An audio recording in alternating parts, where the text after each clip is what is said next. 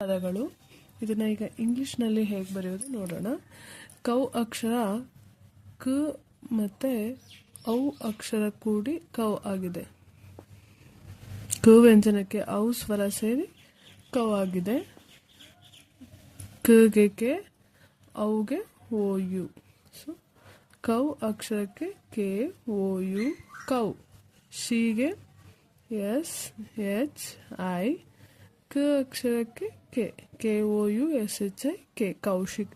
ಇದು ಒಂದು boy name. Next Kaustubha. ಕೌ ಅಕ್ಷರಕ್ಕೆ ಯಾವ ಲೆಟರ್ಸು ಕೆ ಓ ಯು. ಸ್ತು ಅಕ್ಷರನ ಬಿಡಿಸಿ ಬರೆಯೋಣ. ಸ್ ಪ್ಲಸ್ ತ, ಅದು ಒತ್ತಕ್ಷರ ಇದೆಯಲ್ಲ ಅದು. ತ ಪ್ಲಸ್ ಸ್ ಪ್ಲಸ್ ತ ಪ್ಲಸ್ ಉ. ಈ ಮೂರು ಲೆಟರ್ ಸೇರಿ ಕೌ ಸ್ತೂ ಆಗಿದೆ.